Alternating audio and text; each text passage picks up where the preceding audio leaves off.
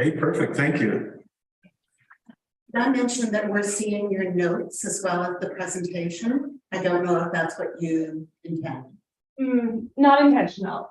Okay, maybe I can try to do it again. One second.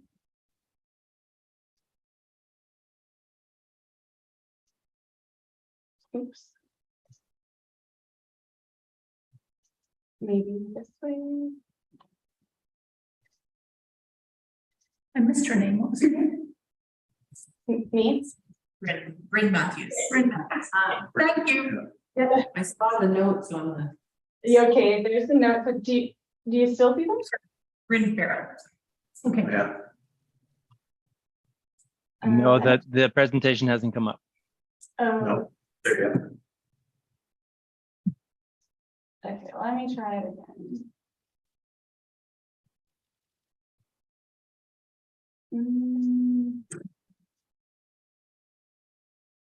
Yeah, do you see it now? Yeah, that's fine. We just still got your slides on the side. That's all. Okay, I'll just shrink it down then. Oh yeah, your notes are at the bottom. Yeah, There you go. Yeah, okay, great. Perfect. We'll just go through it this way then. No disrespect to the province of BC, but I have to move the slide. It's covering that with green. Okay. Okay, so community wildfire resilience plan was developed for Bowen Island. The purpose of the plan was to identify and update the wildfire risk specific to Bowen Island and to describe the potential consequences of wildfire to communities on Bowen Island, and then to examine options and strategies to reduce wildfire risk. The report is intended to serve as a framework to inform the implementation of actions and strategies to increase wildfire resiliency throughout Bowen Island. And strategic funding is available for risk reduction initiatives, such as fuel management, demonstration projects, and fire smart initiatives. So the project was focused on Bowen Island's wildfire urban interface, which is commonly referred to as the WUI.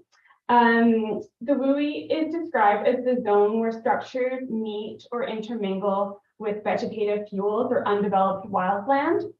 And then the WUI can be classified into two separate components. The first is intermix, which is isolated developments that are embedded within the forest. And then there's also interface areas, and that's where the forest meets the community, but it's more abrupt. So Snub Cove could be defined as an interface community where most of the island would be classified as intermixed because homes are really embedded right into the forest throughout most of the island. But in either case, in the intermix or the interface, fire can spread from structures to the forest or from the forest to structures.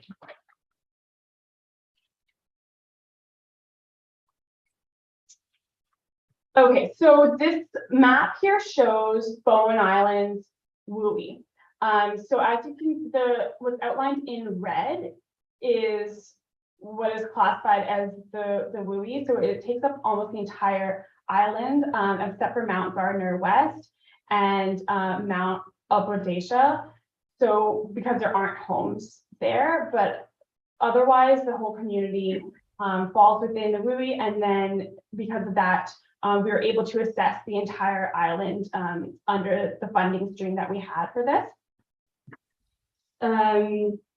So on Bowen Island, we can characterize it as a mix of interface residential neighborhoods that are centered around the coastline, and then more intermixed communities moving away from the water, all of which are accessed by Grafton and Adams Road. And forested parkland makes up a large amount of the land base on the island, and that's characterized by mature coniferous forests. So a wildfire threat rating was derived for Bowen Island as part of the plan. And that's shown on the map here. So only 1% of public land has a high or extreme wildfire threat rating. And that can be defined as continuous forested land that can support fire kindling. So that's when the fire moves from a surface fire on the ground and it climbs up into the crowns of trees. And that's shown in red, or extreme is shown in red on the map, and high is shown in orange. But 54% of public land on Bowen Island has a moderate wildfire threat rating. So that can be described as developed or undeveloped land that can support surface fire. So typically fires on this moderate rating, they won't carry up through the crown of a forest. So they'll typically stay on the surface, but they can still move quite rapidly. And then 46% of the island or public land on the island has little to no wildfire threat. Private land was not eligible to be assessed as part of the funding. So it's a limitation, but we can infer that it would have, much of the private land would have similar threat ratings as the rest of the island, because it is so intermixed and there is this continuous forest land with homes embedded throughout it. So do you want questions now as we go along at the end? If you could hold the question for the end, that would be great. What slide number was it? This is number 5. Okay. So the no data areas, oh, sorry. No worries. I'll just go through. So there's 46 recommendations that were developed as part of this plan. So I've just pulled a few of the key recommendations just to give you an idea of what the recommendations will look like, and these ones are more higher priority. So each fire smart discipline, there's 6 disciplines. Recommendations are made under each one. And each recommendation in the actual plan includes a priority ranking, rationales, an ideal time frame to be completed, success metrics, and then estimated costs and resources to complete these recommended items. So under the education fire smart discipline, a key recommendation is to employ a local fire smart representative to deliver fire smart programs and to support the fulfillment of recommendations within this plan. Future funding requirements beginning in 2024 require that municipalities have a dedicated fire smart position. The current fire smart program is delivered by the fire chief, Aaron, and supported by Bowen Island fire rescue members who have their local fire smart. And though this is successful so far, part of the new funding requirements is that a fire smart position is a primary focus of a role, and that emergency management activities nor fire activities exceed 20% of that role. So for future funding past 2024, through the mainstream of funding for wildfire resilience, there will have to be a dedicated position in place.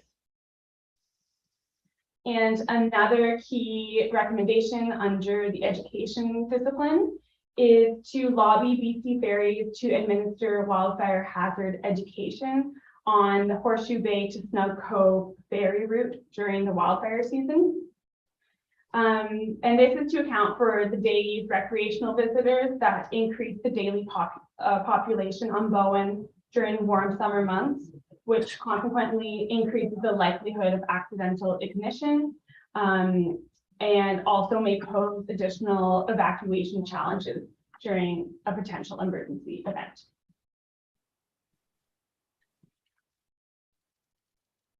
Okay, and then under legislation and planning, which is another fire smart discipline, a key recommendation that I pulled out is to strengthen Bowen Island Fire Rescue's enforcement authority to issue penalties and fines for hazardous conduct. So bylaws were reviewed through a wildfire lens to assess where they inadvertently promote conditions that may contribute to fire spread. And the current fire protection bylaw is quite old, and it lacks the warrant for Bowen Island Fire Rescue to effectively mandate fire-related policies. So although provisions within the bylaw as well as provincial fire bans still apply, the fire department currently does not have the authority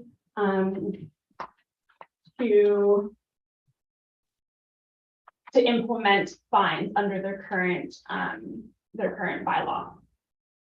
So a new fire protection bylaw is currently being updated, and that presents a significant opportunity to strengthen wildfire provision on the island. And as well, in addition to this, we can to implement landscaping and construction requirements to reduce wildfire hazard conditions within this new bylaw that is being updated. So just in thinking about wildfire provisions being incorporated into the updating of this bylaw.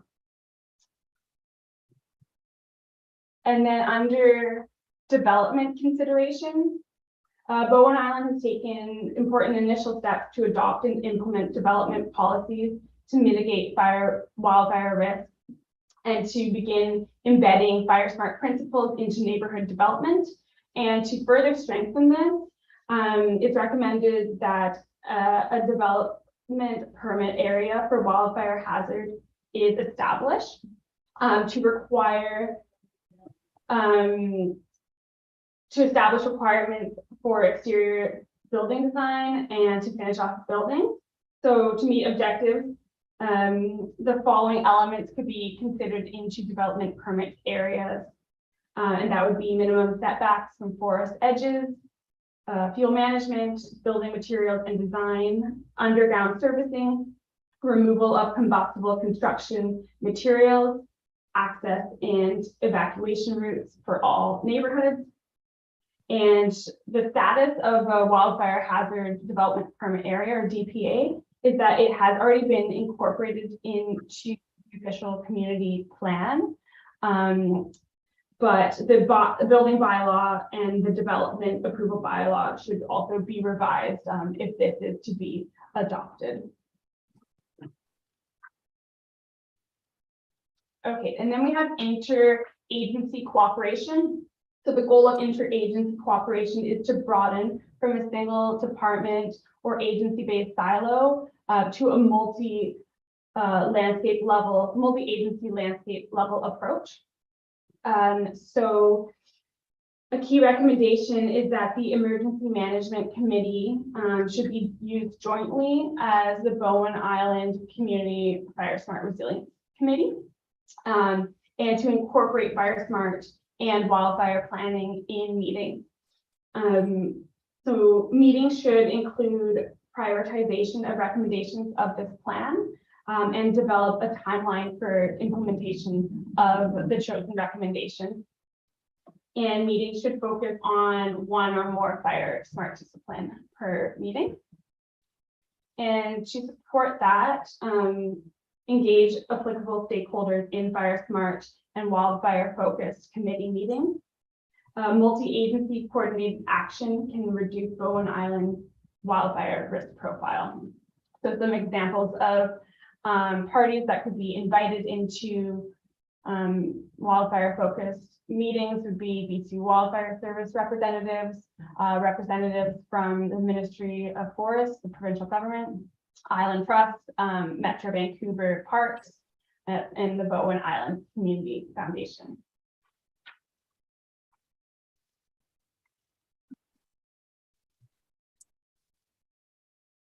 Cross-training.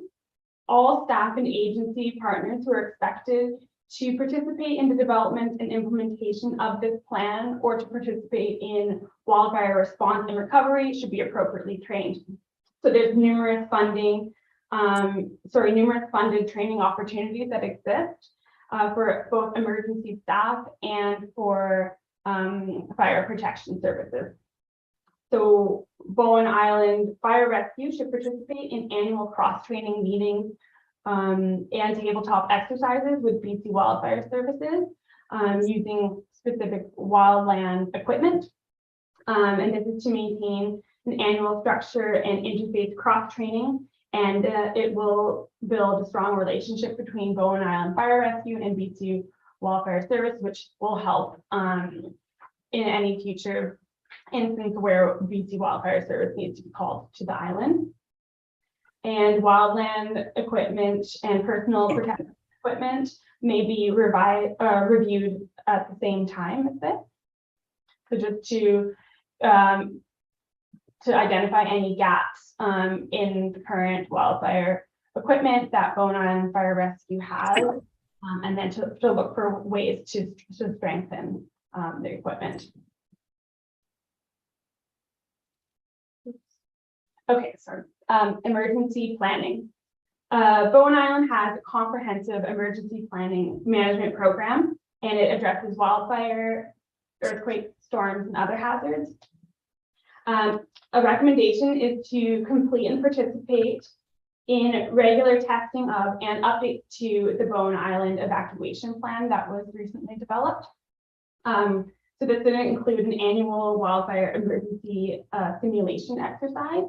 And the purpose of this would be to identify hazards, barrier to access, and other response issues, and then to develop measures to address them appropriately. And the final fire smart discipline is vegetation management. So vegetation, since private land makes up approximately half of the wildland urban interface on Bowen Island, and most fire ignitions have occurred on private land, residential scale fire smart landscaping is one of the most effective actions that can be taken to reduce wildfire risk. Since it's the responsibility of landowners, and sometimes it can be difficult to incentivize homeowners to initiate fire smart action. One recommendation we have is to utilize the Fire Smart Neighborhood Recognition Program. And this is, it's a program, is a vehicle for Fire Smart within neighborhoods that is to be led by residents themselves by utilizing efforts of a neighborhood champion. And that is, a neighborhood champion would be a neighborhood leader who takes initiative to get their neighborhood involved in Fire Smart by organizing a Fire Smart board, and then get the neighborhood assessed by one of the local Fire Smart representatives on the island, and then to subsequently create a Fire Smart plan for residents in the neighborhood to follow. And these activities eventually lead to the neighborhood gaining Fire Smart Canada recognition as a Fire Smart neighborhood. And there are some incentives that are funded by UBCM to help incentivize this program.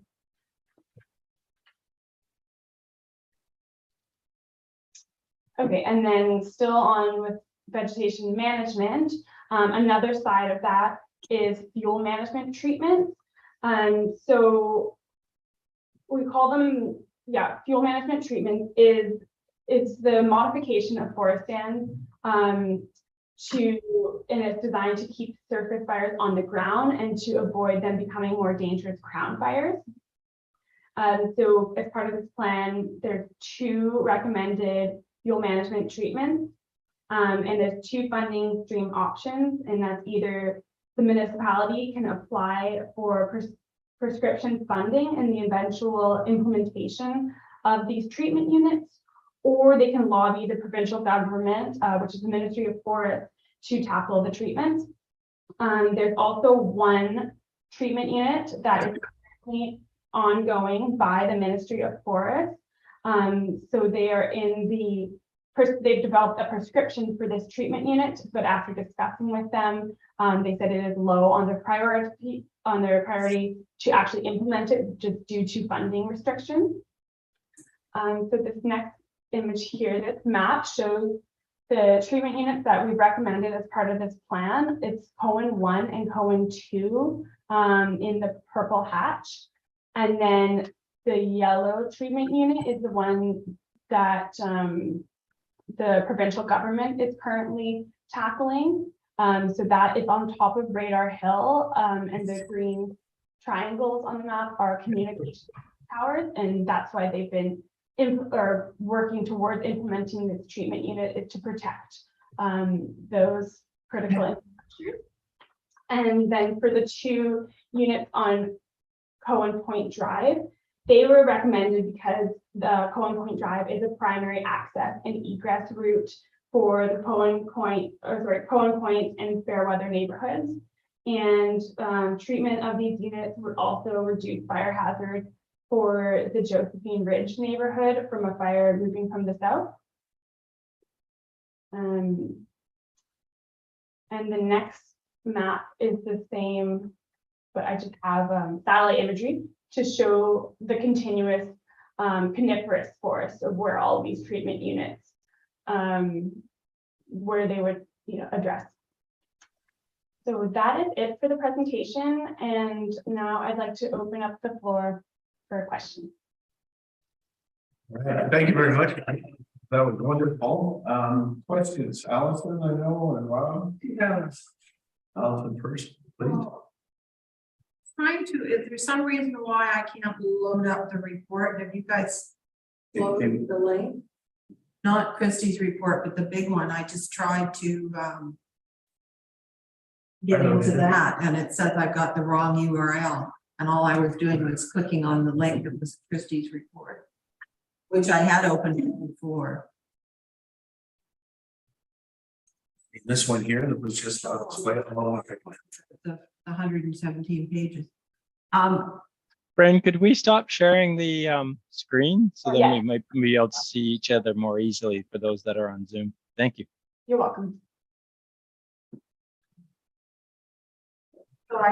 Allison, to your question, yeah, I don't see a link to the full report itself, other than last of Christie's report. I was just going to say, yeah, other than that's what's in there, and it is it seems to be password protected.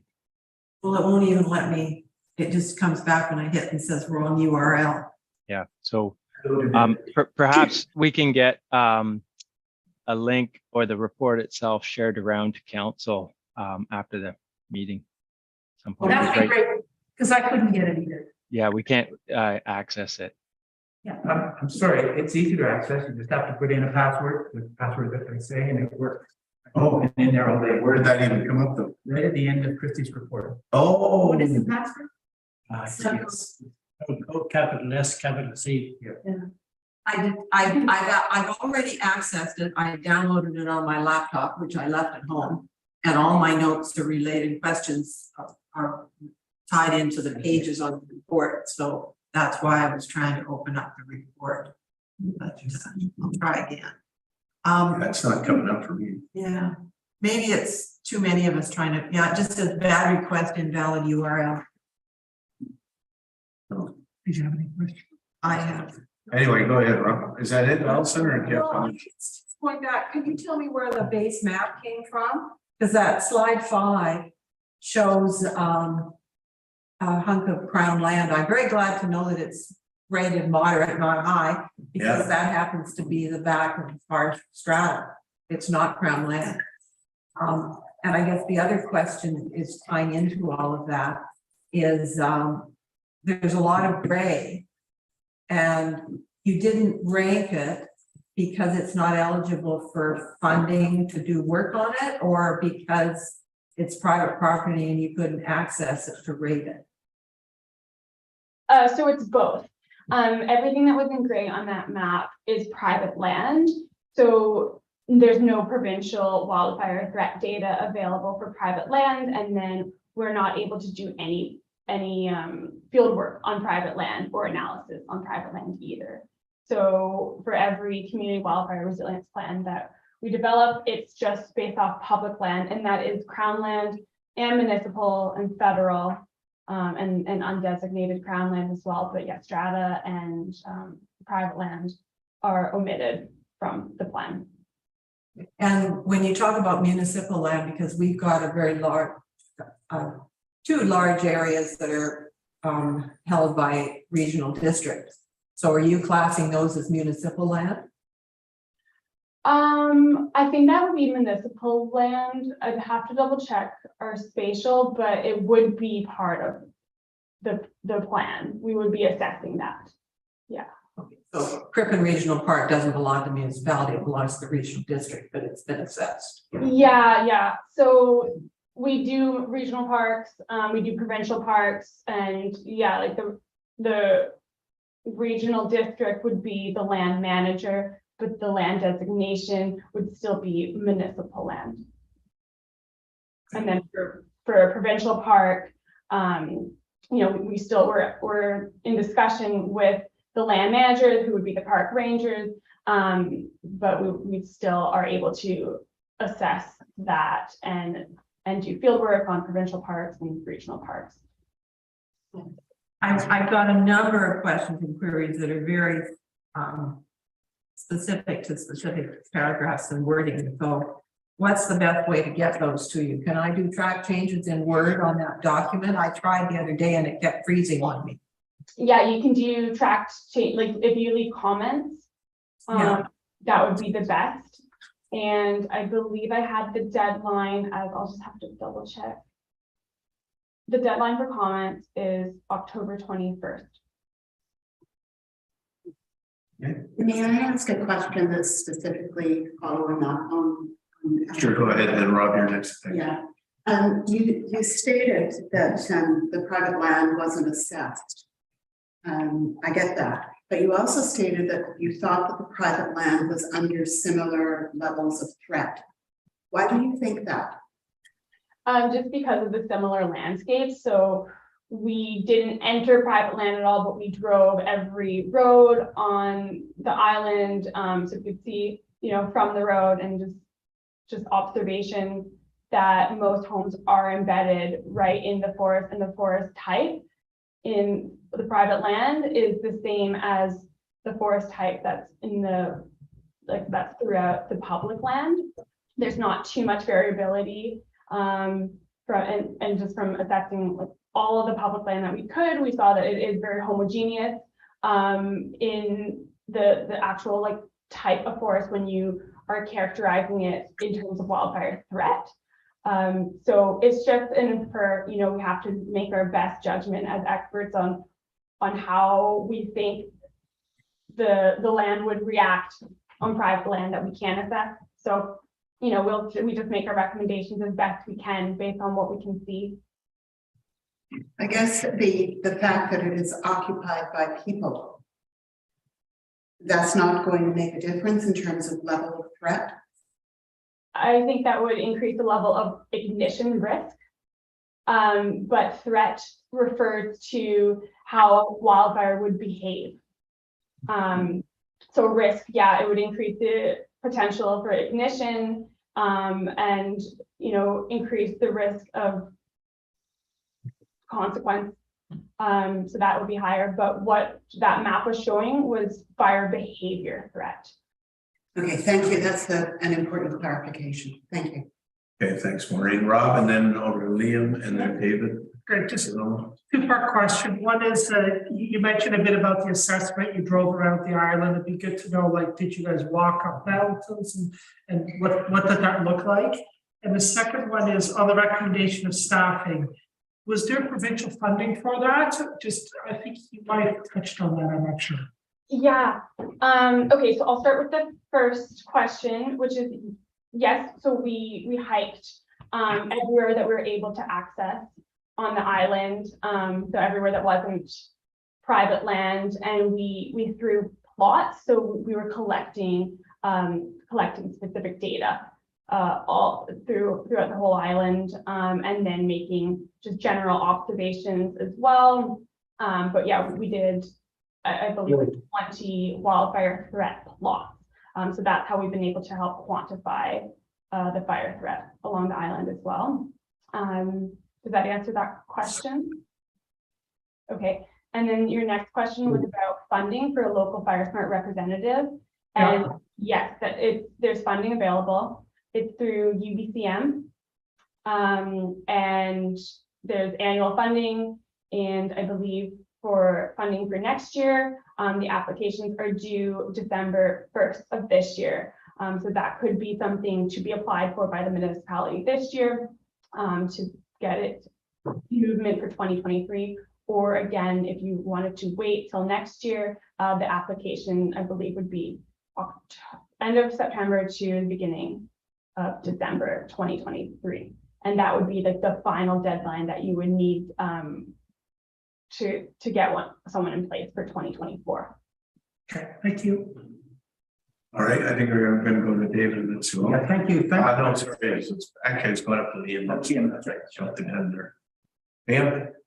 Okay, thank you, Mayor. And I just first want to say thank you to the Blackwell team for this very comprehensive report. I haven't read through it all, but I've just been skimming it. I did manage to get in. And for the presentation, it looks like an excellent body of work. And I think our work will be cut out for us to go through it all and prioritize everything. And so I really appreciate that. I got a couple of quick, I think, easy questions. And following on Rob's question about that position requirement from EMBC, and I'd like to follow, I'm assuming that requirement for having a dedicated staff person to help improve your chances at funding is a requirement from EMBC. And would a volunteer position satisfy that test? Do you know that? I have a couple thoughts. I can chime in on that. I've been in some discussions with the Union of BC municipalities through other municipalities and some First Nations over this item. It is something that can be added on to a current position, but as Bryn did state, the Fire Smart must comprise the majority of their work. It can be contracted out as well. So it can be a hired consultant, such as our firm, we've provided the service like that. It could be an individual consultant as well. And then it could just be an entirely new position. The question of can it be volunteer is one that has not been proposed. I have not heard that yet. It's a great question. And I would be curious myself to ask UBCM, and I think we can do that and respond to you. Right, that'd be great. Thank you for that, Louis. I know you guys, I think a lot of small communities will be really struggling with that element. Even contracting out, it just adds a layer of work internally to the team. So absolutely, it's a big struggle, which is why the contracting part is part of it. And another struggle through the whole program has been with just 1 year of funding, and they've moved everything starting now is going to be 2 years, so that at least provides a little longer, let's say, potential security for someone coming into that position. Previously, it was just 1 year. It was basically like a temp job. Right. Now it can be seen as a little more permanent. And with that funding, the amount of funding lower risk municipalities can receive, I think it's at $100,000. So for everything to comprise within their 2 year program. So there is room for this to fit in, as well as other initiatives to take place. Okay, great. And then I'll quickly, 2 other questions. There was on slide 4, it spoke of eligible wildland urban interface area and eligible for assessment. And what does that mean, that eligible for assessment? Like eligible for funding to support an assessment, or what is that mean? It's public land within the wildland urban interface. Oh, okay. So it was Gotcha. like we actually were able to get in and assess. Right. So it's part of your assessment. Yeah. Yeah, part of our assessment where the entire WUI is part of the plan. That's what the AOI, the area of interest of the plan is. Okay, thank you. And then my final question was just around the cross training that you were pointing to as being a good opportunity to help strengthen our resilience. And from your experience, what's the likelihood that BC wildfire folks would show up on Bowen to work with us? They have been showing up to municipalities as part of wildfire and also all-encompassing hazard days. It's just finding the time, obviously, that works within the schedules. We always recommend timing these things prior to the fire season. However, often that's when the fire centers and their zone staff are just gearing up. BC Wildfire Service has just now been made a year-round program. So there's going to be year-round people staffing the zones and centers, which is something that was needed, especially with how this Fire Smart program is going and interagency cooperation being a big part of that. So there could be better opportunity, especially through the winter when wildfire firefighting is a little quieter. So great. I would say there's possibility there is. It's just getting it right. If I could backtrack on your previous question, if that's all right, briefly, that map 4. What it was showing was referred to as the eligible wildland urban interface. And as part of these wildfire resiliency plans, Bowen Island itself is the municipality. From that, the funding that is received to develop this plan has to be focused on the wildland urban interface. And so that's based on a structure density, and where there's structure density of more than 6 per square kilometer, that is then given a buffer of 1 kilometer. And that's kind of the outline that it shows. So if there's more than 1 kilometer distance from lower structures, then it's not, that area then is no longer part of the wildland urban interface. We don't go assess it. Right. Okay. So that's why there's kind of little blips and bubbles. We can't, funding won't go for that area. Okay. Thank you for that. All right. Thanks, Lou. David. Thank you, Gary. So first of all, I'd like to echo Liam's comments. Thank you for this, and it's a massive report. Yes. And I think quite a task to figure out how we prioritize the elements in this. And one of the recommendations was that the information should be sent out to the public, and I agree with that. With the weather we've been having in the last few years, the astonishing drought that we have right now, I'm sure more and more people are recognizing that we need to be thinking about wildfire. But to send it out to the public, there's so many recommendations and have to distill that down. There are recommendations that sort of need to go to members of the public around things that they could do and things they need to prepare for. And there are a whole bunch of others that go to the municipality. So sort of figuring out how we present this to the public is a task in itself. But one of the things, if I were a member of the public, which I am to some degree, I would immediately go to the Wildfire Threat Map. And I'm looking at that and I can't quite figure it out.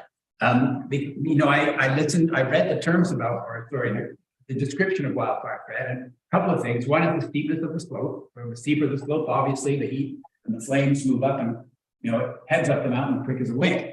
The other is the type of forest, whether it's coniferous deciduous and some of the older Doug fir, more spread out, versus the younger new forests, which are really dense and often very hemlocky, and you could just imagine they go up like a tinder box. But thinking about that, I then couldn't quite make sense of your wildfire threat map. It sort of doesn't jive with the forests that I know on the island. And what on earth? We only have one high threat, and those are getting up high on my corner. And then there's this one red spot at the end of blue water. Couldn't figure out what that is. Yeah. Good point. Which is the extreme. Yeah, the extreme, it's likely derived mostly due to the slope. So that could be an area that is quite steep up towards Radar Hill. So the way that we No, develop, it's not. The one at Blue Water is, it's not steep, it's right at the balance, starting to go up a little bit, but there's a lot of big old Doug firs there, and there's Have you got that map? Can you put that map up? it's a map on What was the original one? or- 5-5, Five. and it's just puzzling. If I remember correctly, I actually joined Bryn for the field work.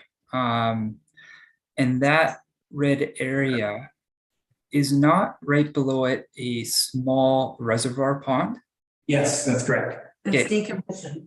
So if I'm making sure I'm remembering correctly, I believe there's quite a steep slope that's quite dry with some fairly dense understory conifers. Okay.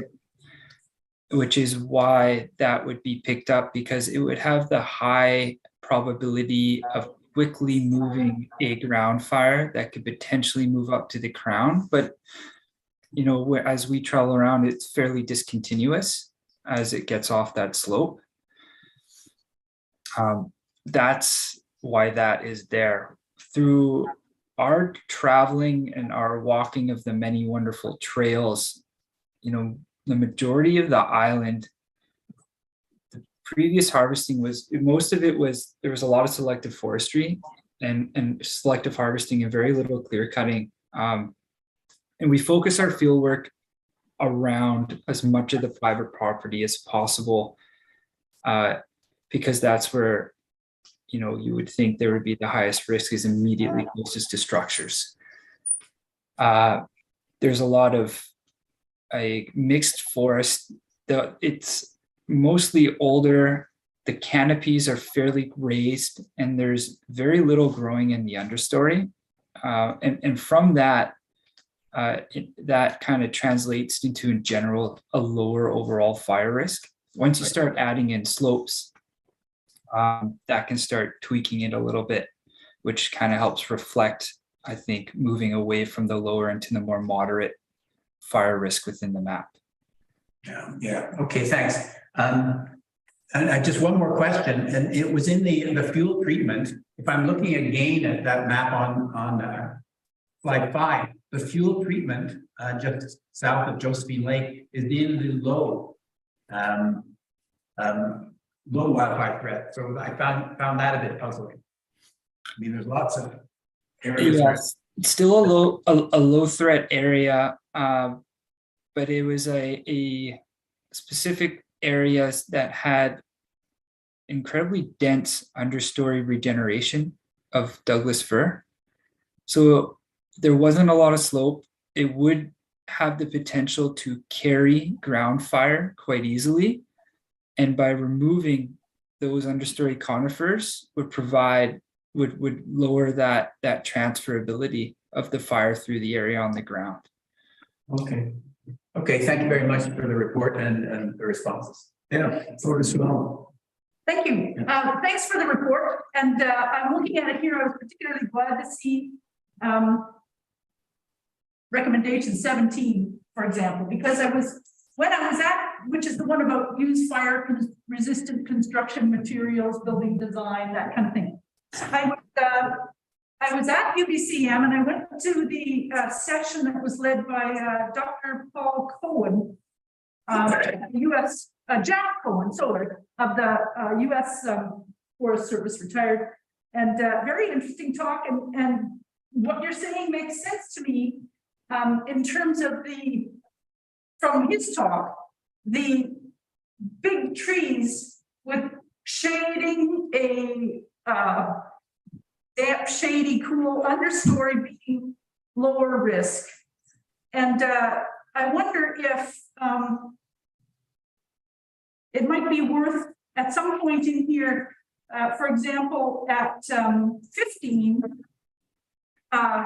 perhaps you do it in your report, and I missed it in my quick skim, but just defining what thinning fuel management means, because some people have interpreted that as take down the big old trees, right?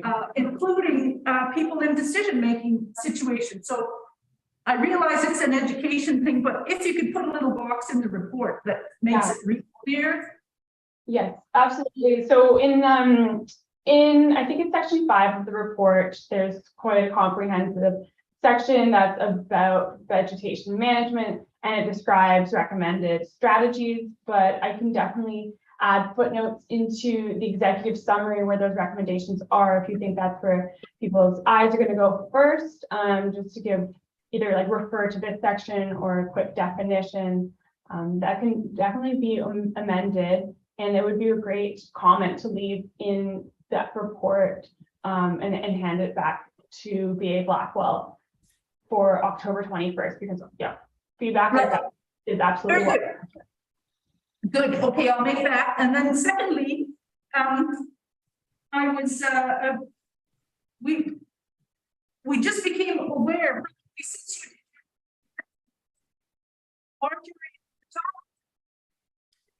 it's going to be clear cut by Coast Guard, and I'm wondering if, and we can send you that info, and I don't need that you need to rewrite the report, but what do we do with that when we find out that new areas, the forest has changed a lot, and or is changing, and it may change the risk there, right. For example, because it'll all be open and bare. They're planning to take out a lot of slash, but it just won't be reflected in your report.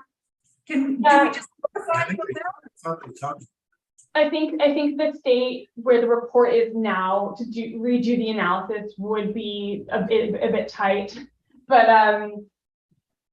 that's why you have to have an updated community wildfire resilience plan every 5 years to be eligible for future funding, is to account for the changes in risk and that's based on development or forestry, just changes to the landscape. And that was one of the main focuses of writing this report, was to update the initial threat rating that was given during the 2007 Community Wildfire Protection Plan, is what they were called back then. But this one was to update that wildfire risk, and it's important to keep an updated CWRP in place for municipal government to follow, that accounts for these changes. But it's unrealistic to have it always accurate and up to date, because there's a lot of development. But I guess my question was more about how do we keep track of it over the 5 or 10 years until the next one? I guess we just let the professionals do another one, don't we? Okay. Yeah, if I might add briefly to that, there's funding to do entire new plans, and there's funding to do updates and revisions. And the municipality can apply for revisions at any point. So, and those are going to be, take less money out of the budget in terms of the grant funding that's been available. Yes, it's a recommendation, and it will state it in the CWRP that the CWRP should be updated when major changes happen. So it's going to be on the municipality to track these changes, or just go, it's been 3, 4, 5 years, well, we should update it. If the municipality applies for grant funding with the CWRP that is older than 5 years, funding may not be granted. And so that is why it's going to be needed to have one that is up to date, which they are considering 5 to 7 years. But you can do little updates within that if changes happen you're aware of. Very good. And I've got one more question, and that is just within the past 5 or 6 years, there's been a proposal to do some forestry logging operations up on Mount Gardner. Can you, off the top of your head, just point to ways that this plan could be used when the municipality responds to proposals like that? For example, is it a higher risk? And how, anyway, just any tips? Well, harvesting can have the ability to lower fire risk in areas by creating a discontinuous landscape of the fuel. So, you know, right now Bowen is fairly continuous in forest cover. However, the forest cover itself is generally displays low fire behavior threat. So there are many communities that are using harvesting as a way in terms of patch cuts, cut here, gap, that provides, if there is a crown fire coming, there could be a spatial gap, it gets moved to the ground, provides an opportunity to attack and extinguish or slow the fire down. I think that's unrealistic the way Bowen Island is geographically and the way private land is. But the key thing, which may be mentioned in the CWRP, I'm not sure because there is so little or none industrial forestry, would just be the management of slash post-harvest. So managing the fuels on the ground. Afterwards, that would be the biggest risk and the riskiest time. Thank you. But- I gather from Dr. Jack Cohen that the risk of embers flying is much more significant than I had thought. So, you know, I wonder about the fire breaks. Thank you for your answers. That's great. Thank you. I've had the privilege of seeing that discussion as well, and others by Dr. Cohen. And I think the CWRP will emphasize that how communities burn down is from buildings catching on fire and catching the other ones on fire, and how they catch on fire at the start is from embers. It's very rare that a wildfire flame touches a structure and causes the urban conflagration, is what they call it. So how you protect structures from not burning down via embers is through roofing, siding, and a non-defensible zone. And he would have hit on that, and that's the biggest takeaway. And it comes down to getting information and education to the public, and then getting them to try and act on it and giving them avenues to do that. Thank you very much. That'll be great if that can be emphasized. Thank you. Okay, I'm gonna go to Bill first and then Maureen.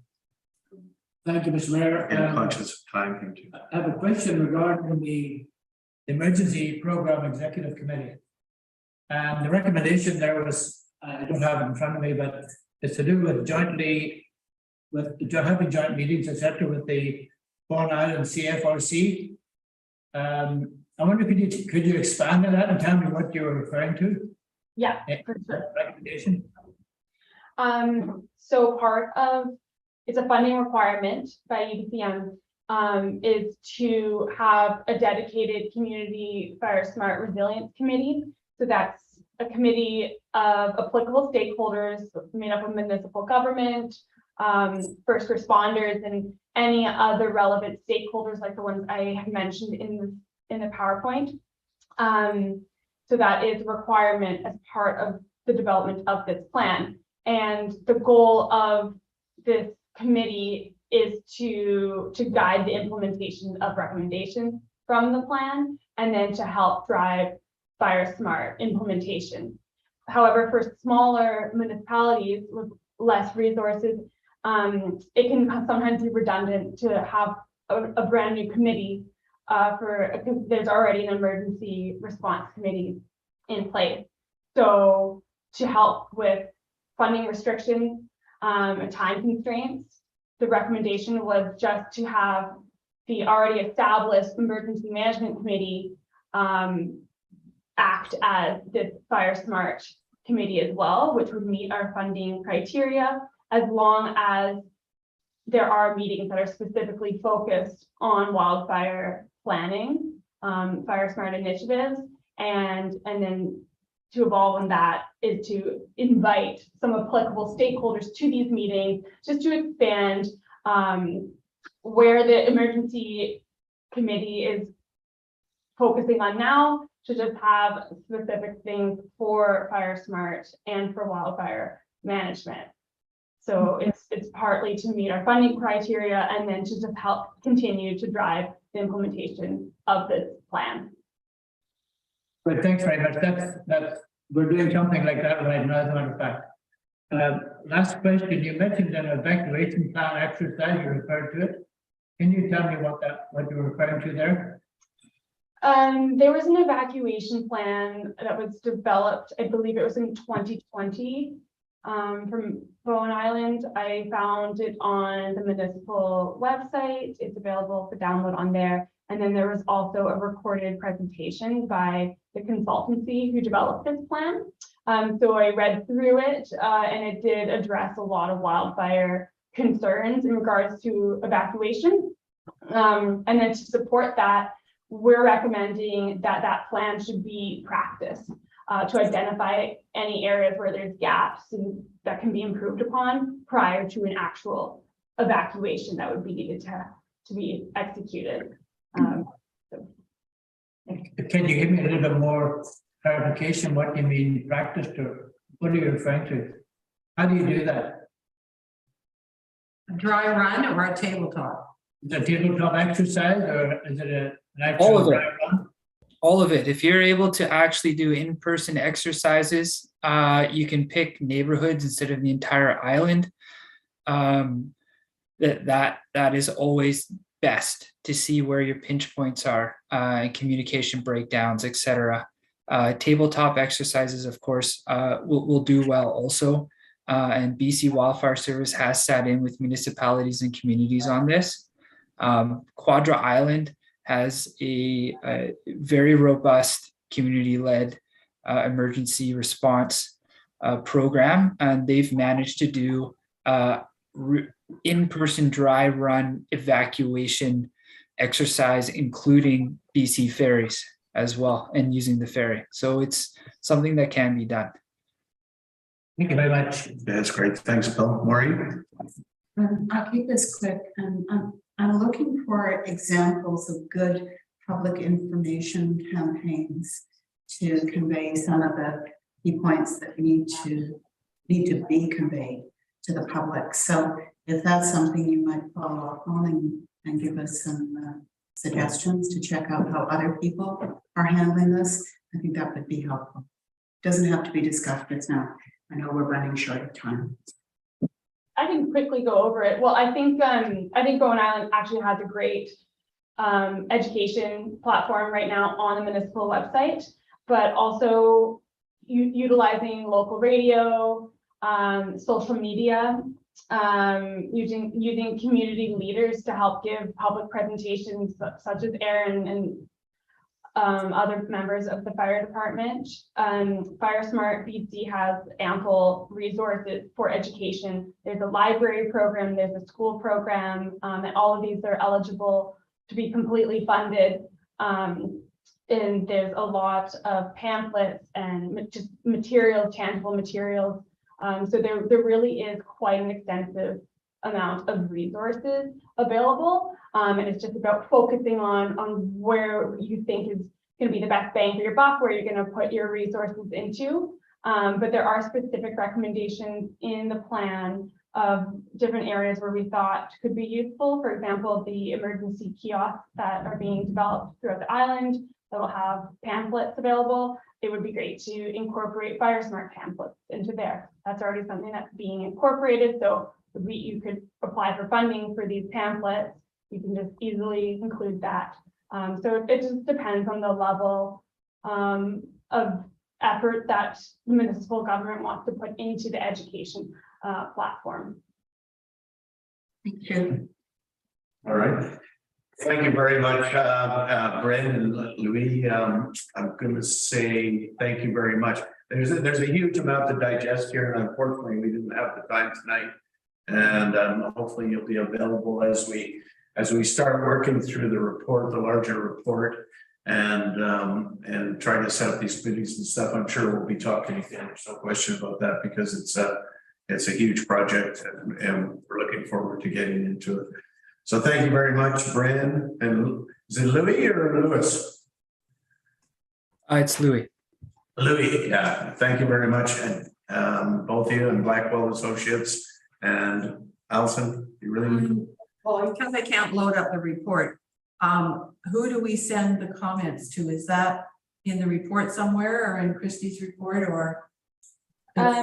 So I've given the report to Christie and Aaron, and then have asked them to distribute it internally. So I don't know if either one of you would like to receive them and then give them back to me, or you can pass along my my contact information. So it's up to Christie or Aaron. Yeah, I'll just chime in. If you want to send them to me, that's no problem, and I can forward them to Bryn. Or could we have Bryn's email and we can send them to her and copy you? No, I think it should go through the channels. I think it should go to Christie. Yeah. Okay, well, thank you again. Thank you very much. We appreciate the time and we look forward to chatting in the future. So, I'll make the motion. Would you like me to make the motion? yeah. That council, and I move that council, okay, Anyway, thank you very much. So go ahead and, okay. Thank you. that council received the draft community wildfire resilience plan presented by BA Blackwell and Associates at its October 11th, 2022 committee of the whole meeting, and provide feedback on the draft recommendations through staff by October 21.